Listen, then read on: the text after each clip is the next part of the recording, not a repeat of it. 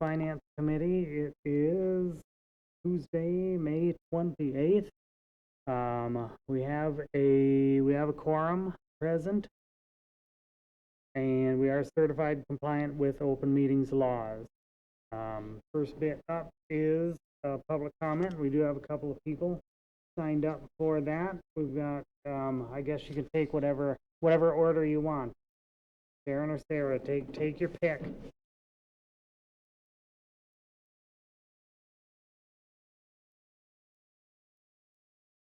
Good evening. I'm Sharon Mylan Bartlett. I live at 1000 Kingsland Road.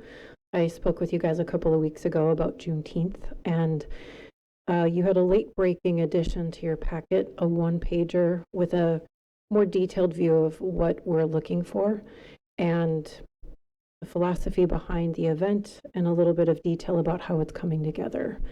Wanted to make sure it's on your radar and be available for any questions if that would be helpful to elaborate in any way.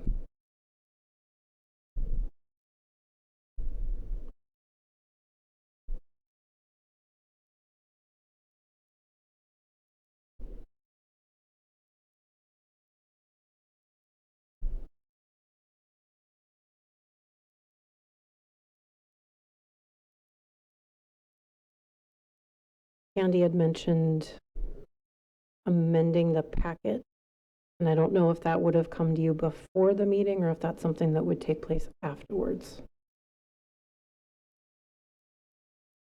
I do have a paper copy if someone wants to glance at it.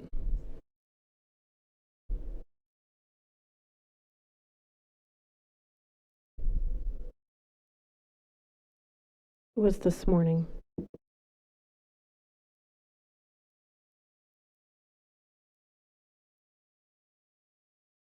It was before noon.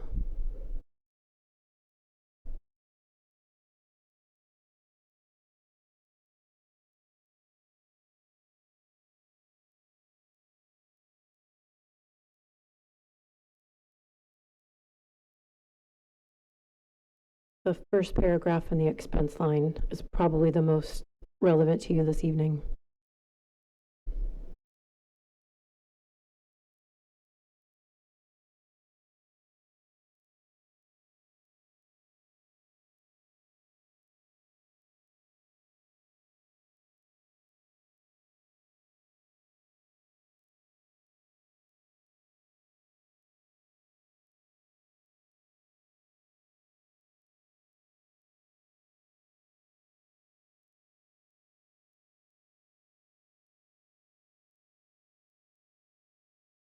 Obviously, you haven't had a lot of time, but are there any key questions that are coming to forefront of mind?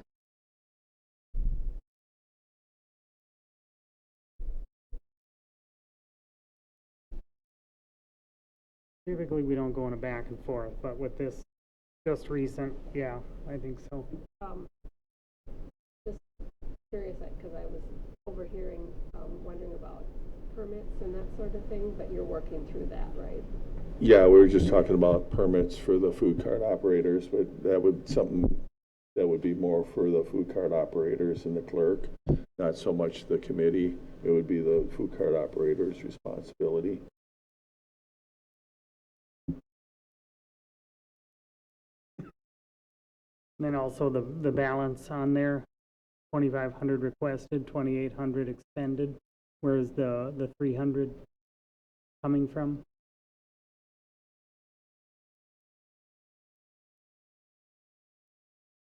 We have an event that's going to well exceed 2,500, and I was just identifying a couple of items that would easily exceed the 2,500 to illustrate how the money would be spent. We've had donors from a variety of other sources, and we've done some additional fundraising. So we do have coverage for the additional 300. Does that answer your question, Brett? Absolutely. Yep. Okay. Thank you.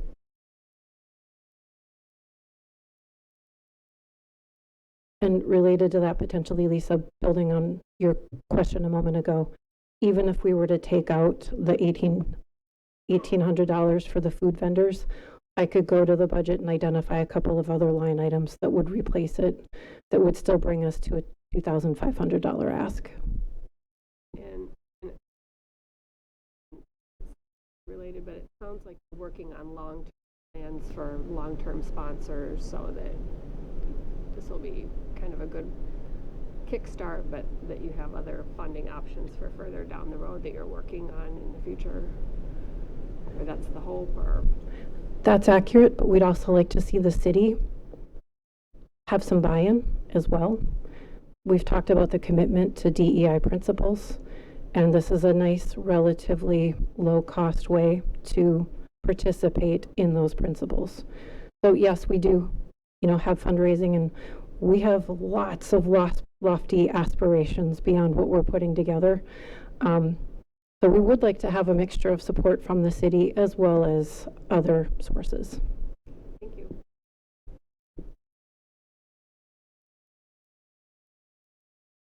All right, any other questions for Sharon? Thanks, Sharon. And then Sarah. Maybe you have questions for Sarah.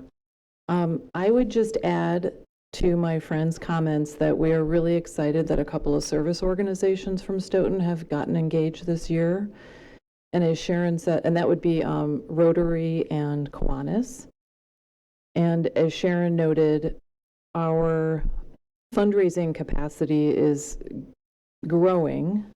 But yes, because this is a federal holiday and one that we'd like to see Stoughton sponsor and be a part of, the city of Stoughton sponsor and be a part of, we are also looking to other neighboring municipalities, McFarland and other places, to sort of see how they do things. And, we just want to be up to date, perhaps exceeding expectations for how Stoughton Juneteenth can actually be a city recognized event. So I too am here to answer any questions.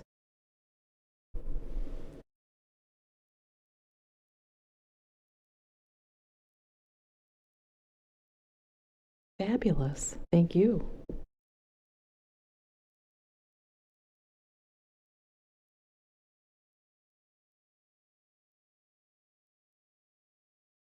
All right, Jean, you're good? All right.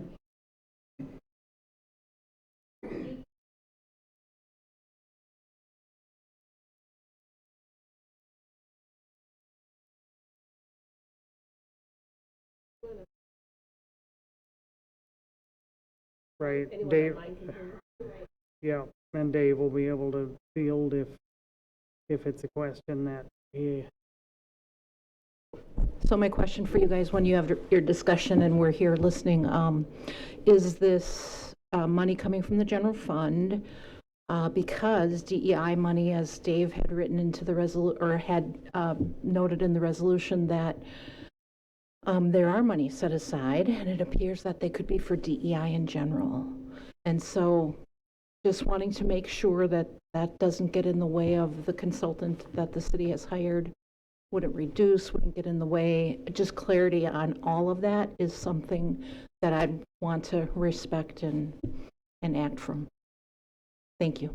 right, we'll look at that one, at that item.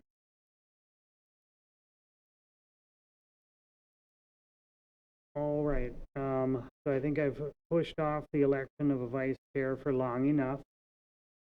So I will open for nominations for vice chair of finance committee. Lisa?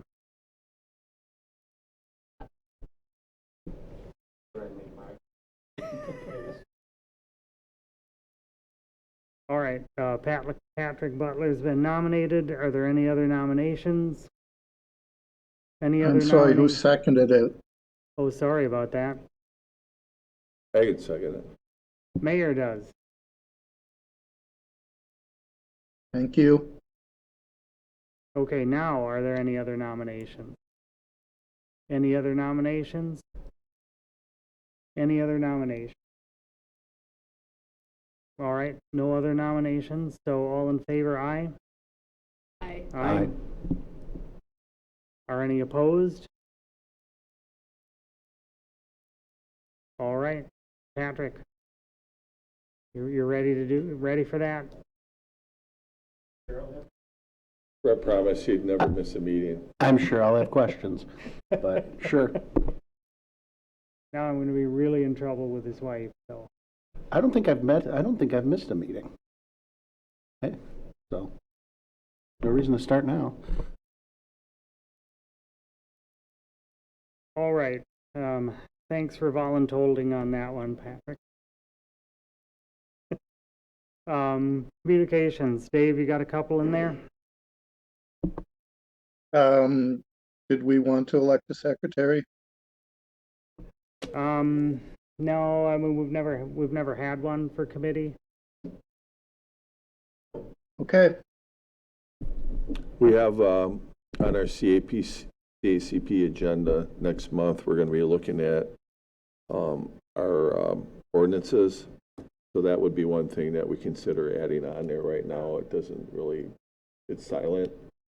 But that's something that we can certainly look at, and if we put it in ordinance, then we have to have a secretary.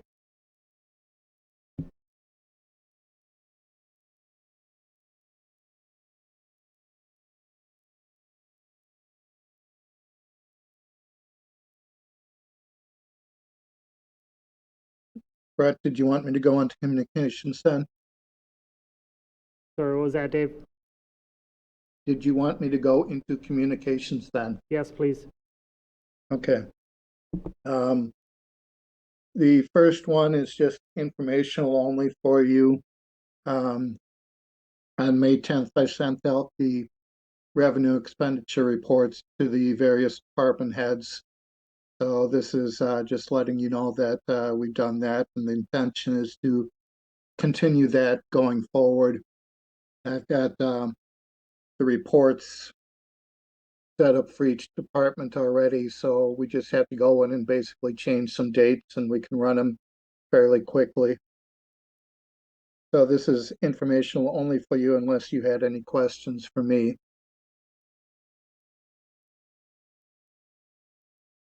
I think that'll streamline things, Dave.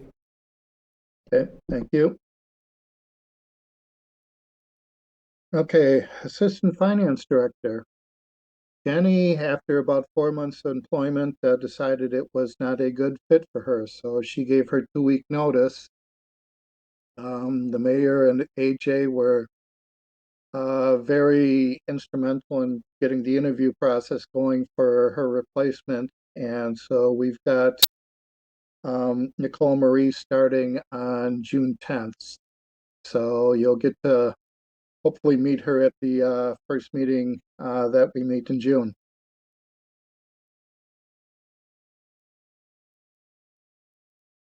That's all I had on that subject. I'm going to turn over the floor to Dave Ellers from Ferris, Dave Ferris from Ellers on the pending bond issue or promissory note.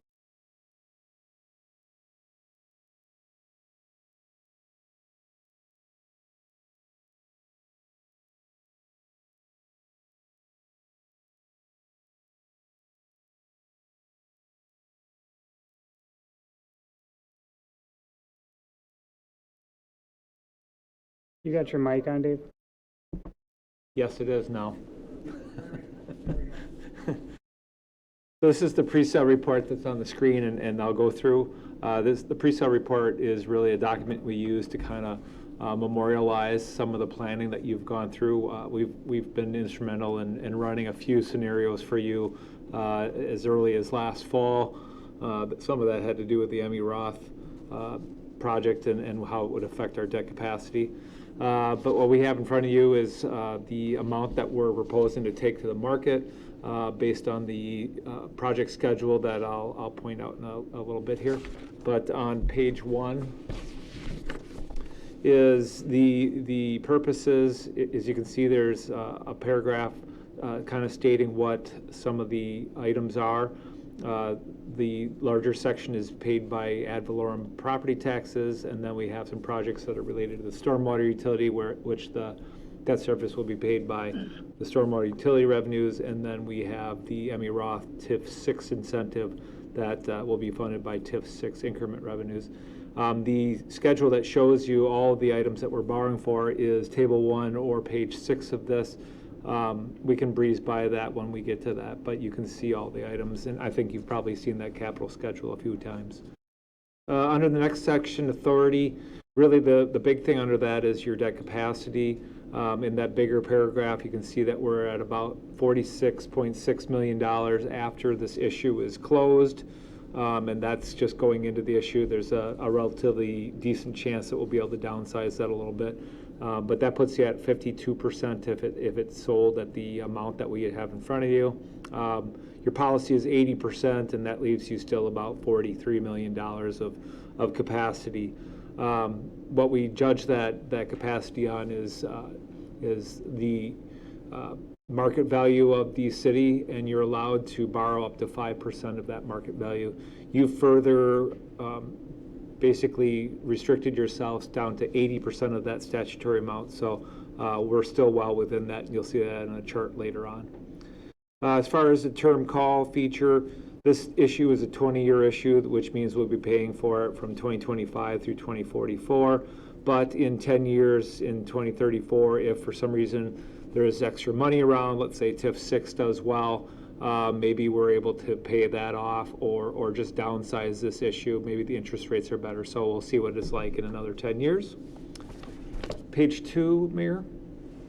Top of the page is rating. We'll have a call with Moody's Rating Investor Service, actually. We're a AA2 going into the process, but we'll have a conference call with them where the mayor and Dave will sit on a call with myself and maybe another Eller's representative as well as Moody's to go over the financial situation of the city, your economic development that's been occurring. And really, it's just a chance to really kind of brag about some of the things that you have going on here. So it's something that we'll get a list of questions, and Dave and the mayor will have a chance to prepare for that and put on their best show. Under method of sale, we will take this to the market as a competitive issue. That gives local, regional, and national underwriters a chance to bid on your notes. Just kind of an update, and maybe Dave has already expressed this to you, but one of the things that's kind of kept some of the municipal borrowing pushed off until now is that the governor signed legislation that allowed us to use notes for 20 years. As you know, we used to come here and try to issue bonds, which has a lot of restrictions to it. And so this new legislation provides a whole lot of flexibility as far as how you can spend your money. If you have excess in one area, that you're able to spend it over in another area, where bonds is basically in a silo and you could not spend outside of those silos. So a lot of flexibility, and I think it's really a great thing for municipalities.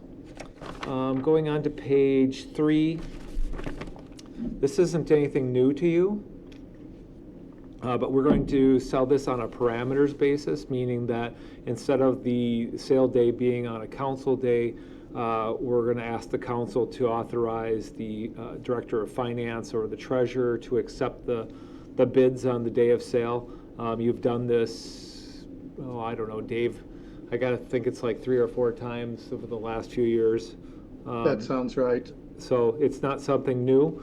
We do put certain limits on it. One, to try to limit how much premium we get, and that's what the maximum bid does. We try to make sure there isn't any wild hair interest quotes, which that's what the 5 1/4 is. But we also have like how much we can adjust the maturity schedule. And based on some of the scenarios we ran with your capital plan, it looked like increasing your levy up to about $4.83 million was a good first step in sort of a fairly aggressive capital schedule that you have over the next few years. So that's our first step to try to get to a tax levy that maybe could stabilize at a certain dollar amount and be able to cover your projects, as long as you don't have legacy projects that might be buildings or something of a lot higher borrowing amount. So we have a few things in there on how we can move the maturities around to make sure we get that levy, and we also limit ourselves on how much we can take from those other maturities to get there. Going on to page 4, investment of note proceeds.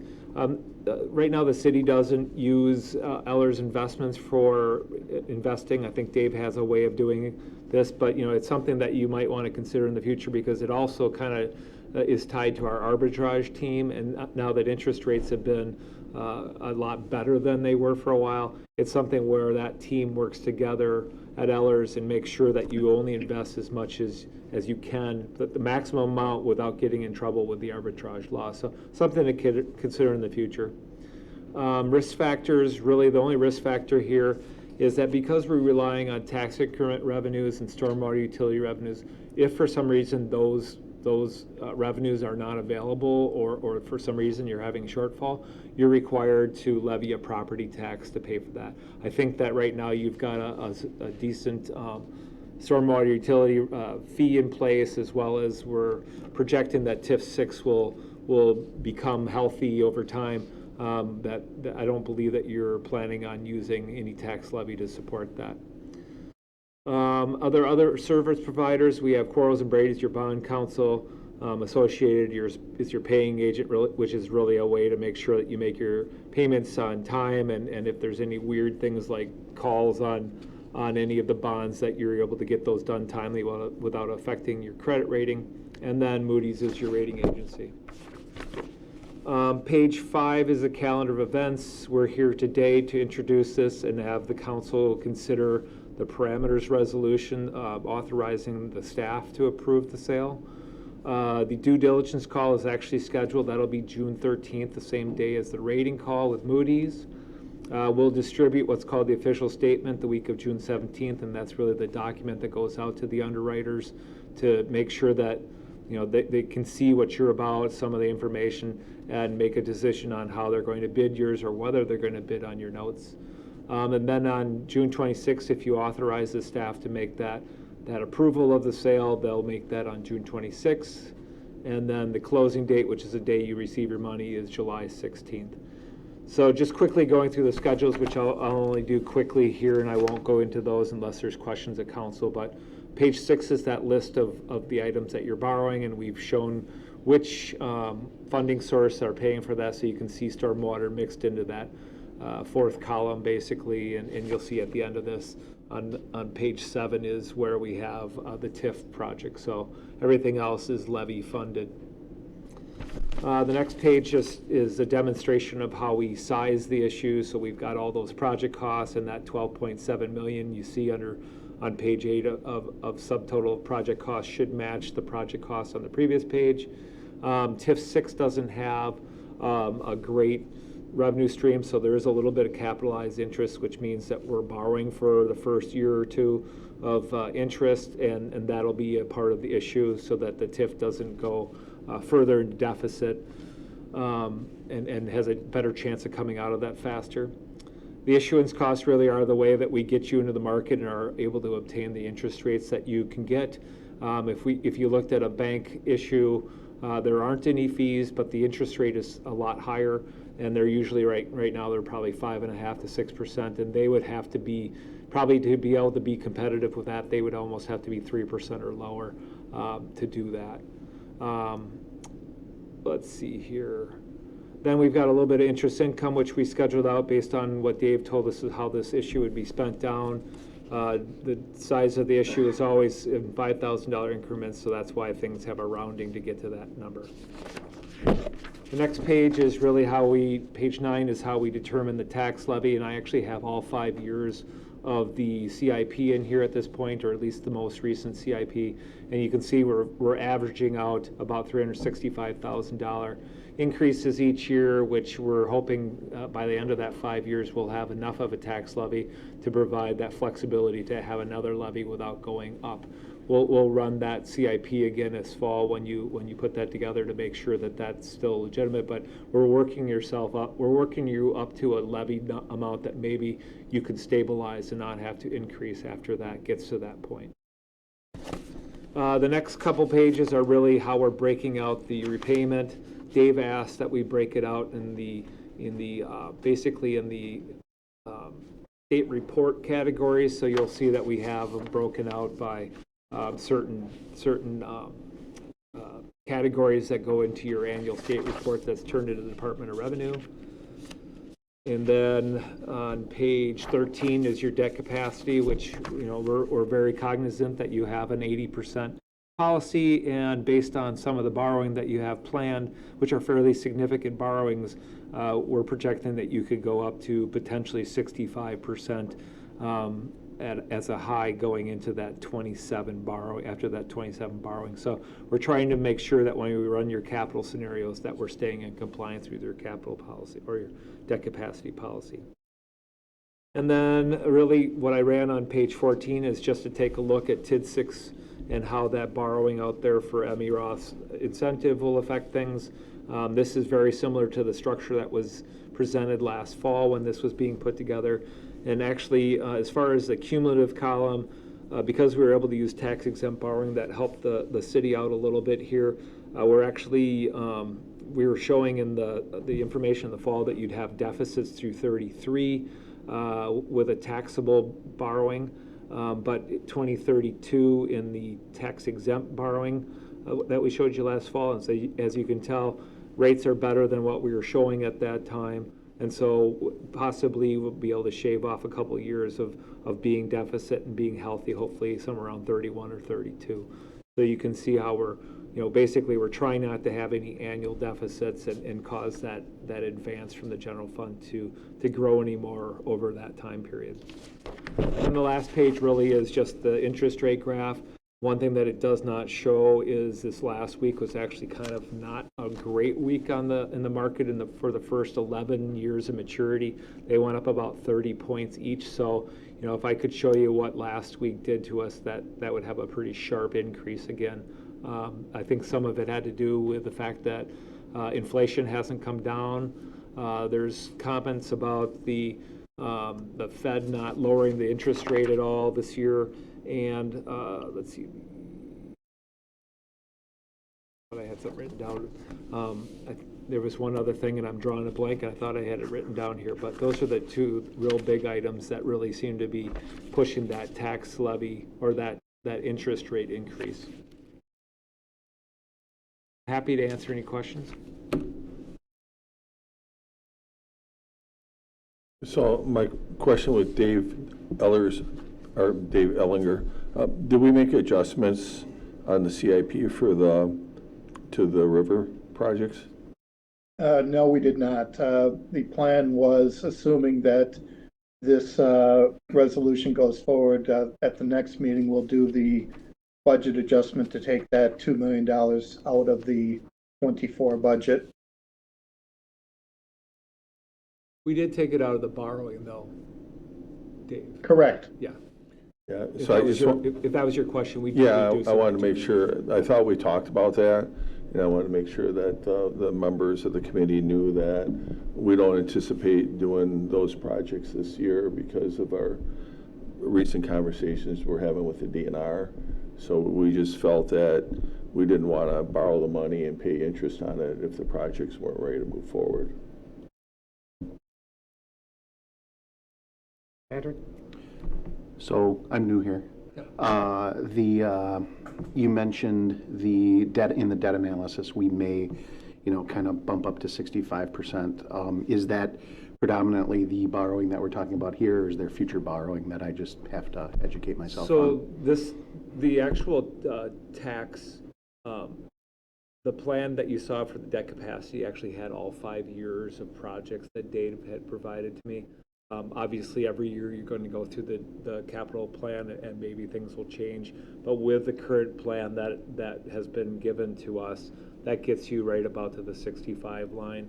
And I think we start to come down even in that last year, just because those years prior to that are just fairly significant borrowings to the city. I mean, we don't typically borrow $13 million each year.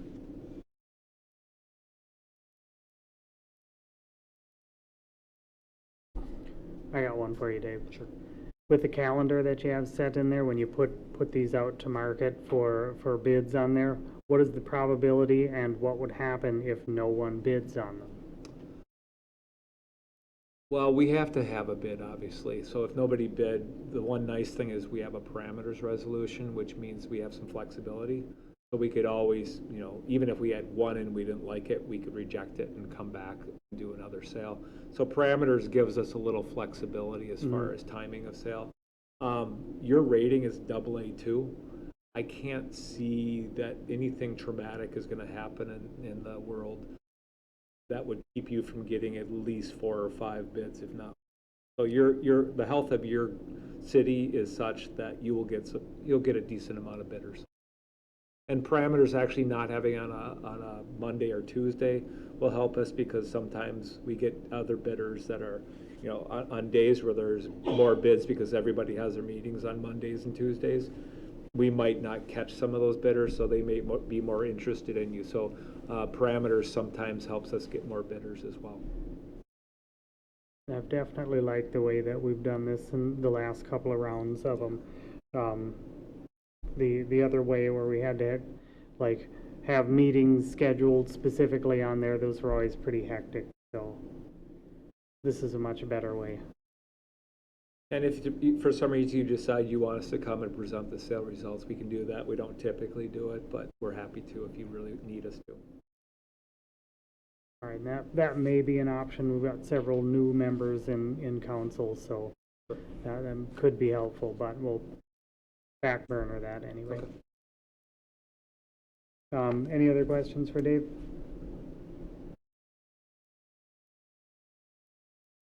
All right, that is the pre-sale report for it. Thanks. Now, Dave Ellinger, did you want to talk about you have a scope of engagement letter on there of Quarles and Brady? That is just information only for you. It's basically boilerplate for the bond issues, what bond counsel, or in this case, promissory note counsel, what their duties are. It's not like we're going to change anything, but just for full disclosure, I'd included it here and council so that everybody was aware of it. Got it. Thank you.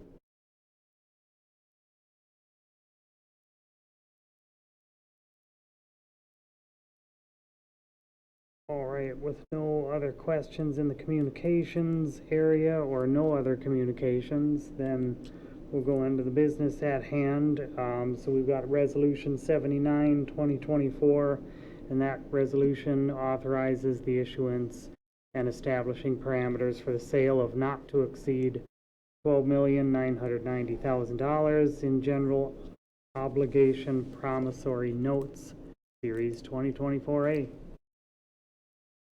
Just what we went through with Dave.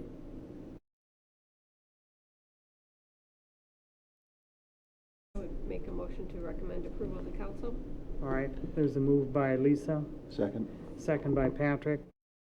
Are there any further questions on this issuance? All right, hearing none, all in favor, aye? Aye. Aye. And are any opposed? All right, good luck in the market, Dave.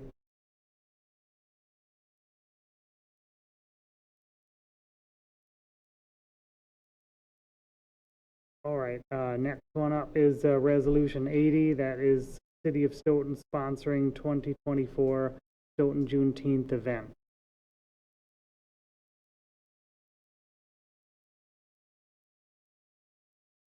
All right, and we've had the two presentations earlier, or during public comment, I mean, regarding that. We've seen the email with some of the proposed expenses for the event, and that comes into this resolution then. So I just have a couple comments, and I just want to make sure that the committee is aware. I guess the first one is the letter is suggesting that this will be an annual contribution. I don't know if we can make that commitment tonight. I think that's more of a budgetary time discussion for the council. Ultimately, we have to submit a budget because ideally, I think that money would come out of our operating budget instead of, coming to the general fund balance or to ARPA or whatever. So I just wanted to mention that.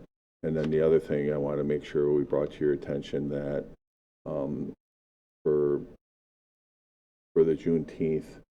The council did allocate some funds to the Stoughton Community Foundation, and the Juneteenth was awarded, I believe, $2,000 from the Stoughton Community Foundation for the event. So we have, I would say directly or indirectly, already contributed toward the event. And I just want to make sure that everybody understood that.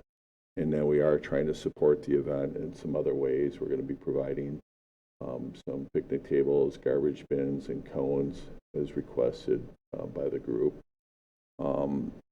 Ultimately, I guess what I would like to see is I would like to see the IDEA committee, which isn't directly affiliated with the Juneteenth committee, but I really like to see them get their plan done and see what other initiatives are in there before we make a lot of long-term commitments.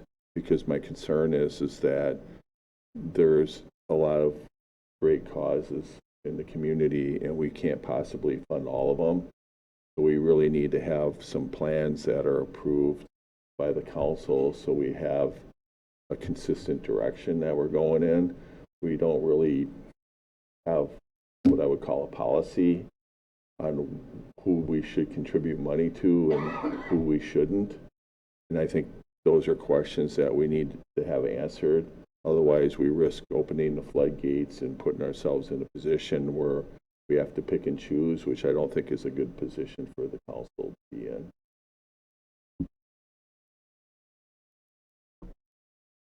No, I'll agree with all that. We certainly, we can focus on this resolution and this event for this year, but I just don't think that we can speak for future years yet because we're just not there.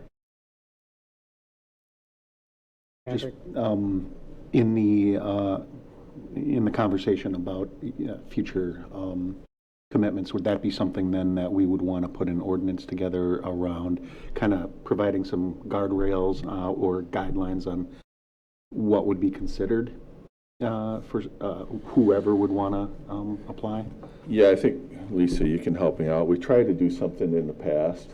I don't remember exactly what it was, and we really had a hard time reaching a conclusion. Do you remember what that was for? It was for another organization. I remember that much. I do, and I want to go back and look at CACP because we ended up in a little bit of a predicament, and I'm feeling that same struggle now because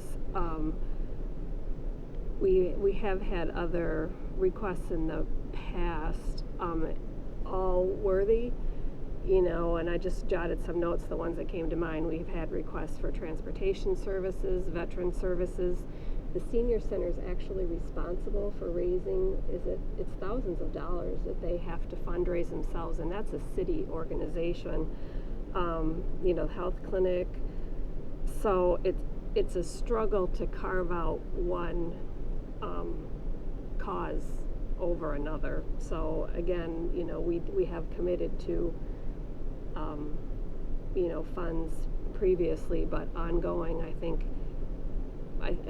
we are in a bit of a slippery slope, I think, because I just am not quite sure how we would say no to some and yes to others. So that's what I'm struggling with. But I don't think we're at that point today. I think we've committed to some funds. And that's part of the reason I asked the question about ongoing fundraising, because I think it will be a challenge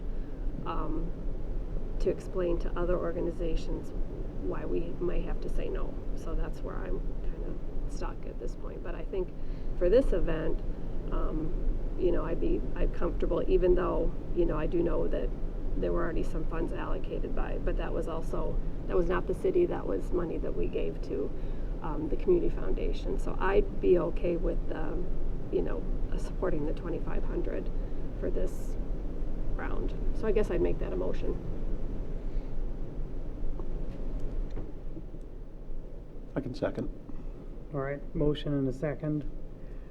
And I think with the funding and donating and that to the different causes, I think that's why we ultimately had an alignment with Community Foundation, because they already had an established set of criteria.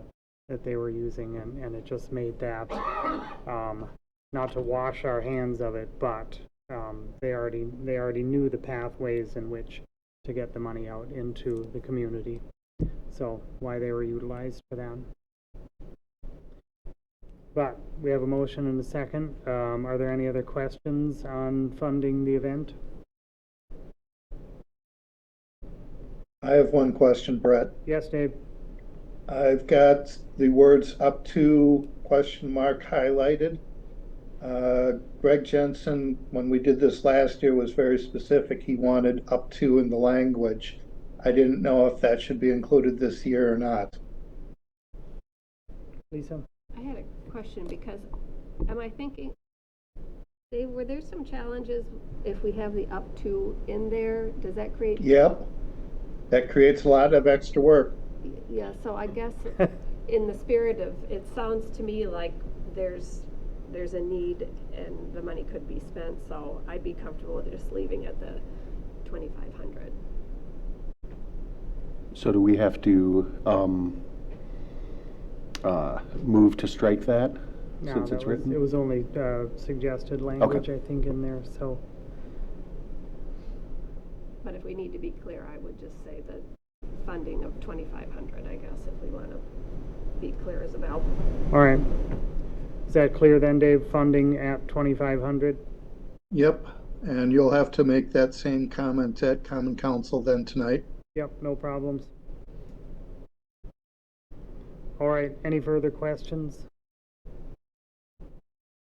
All in favor, aye? Aye. Aye. And are any opposed? All right, $2,500. We'll recommend to council. All right, next bit up we have is a resolution to amend the 2024 adopted budget for Park Development Fund.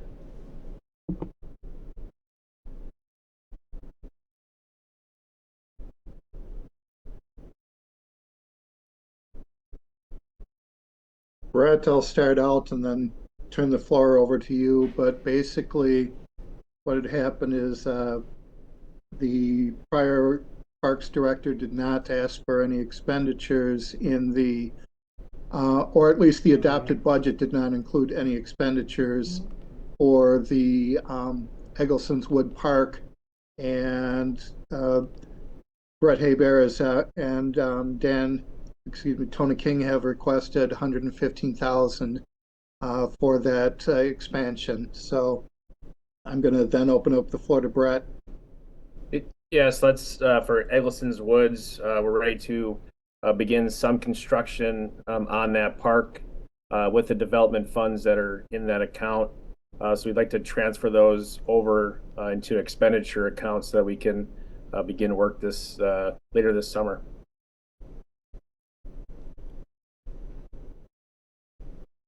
Any questions on that? No, I mean, that's just moving from one pot to another pot, correct? Correct. All right. Anybody have any questions on that? Nope. All right, I recommend a motion to make that transfer. So moved. Second. Motion by Butler, second by Lisa. Any other questions on that? All in favor, aye? Aye. And are any opposed? All right, we'll recommend that to council. Last one, we can squeak this one in, I think. A resolution to amended and restated agreement to undertake development in tax incremental district number 6, Emmy Roth Solar Panel Project.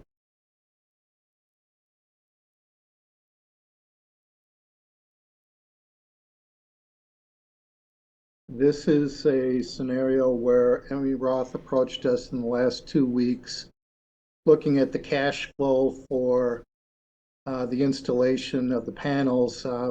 When it came to August, they would be several $100,000 in deficit mode. They asked us to change our payment schedule to them I proposed numbers to them that they agreed to. We've already had Rick Manthe revise the appropriate documentation. So it's kind of a moot point because we anticipate getting the cash in approximately July 16th from the upcoming debt issue. So we'll have the cash on hand already.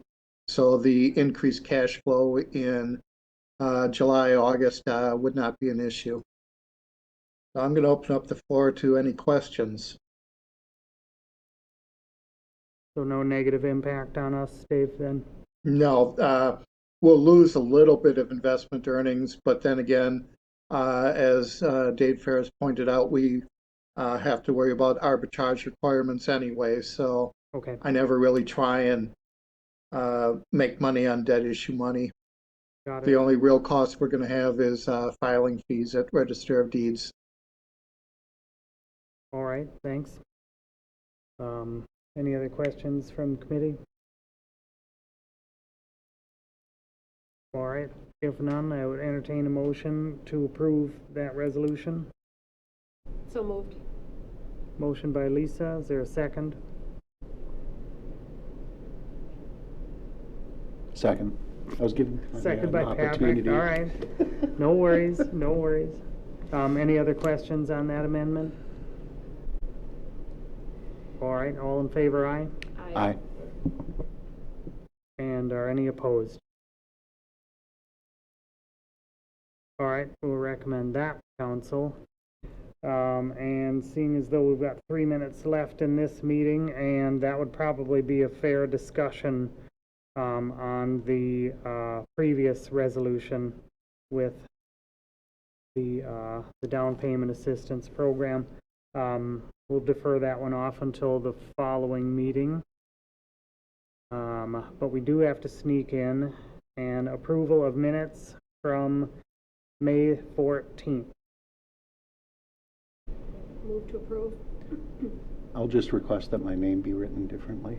Yeah, that was one. We have a motion by Lisa and assuming a second Sure. by Patrick. Dave, we have to I make just one. noticed that too. Yeah, We'll get just- that corrected. Just that edit, that's all. You have an alias. He does. I've been called many things. All right, any other questions on minutes other than the edit? All in favor, aye? Aye. And any opposed? All right, minutes are accepted, and we will push reports off until the next meeting also. Move to adjourn. Move to adjourn by Lisa. Is there a second? Second. Second by Patrick. Any other Not questions? Paul? Paul. All in favor, aye? Aye. Aye. And any opposed? Thank All you, right. everyone. Meeting's adjourned. you. Thank you.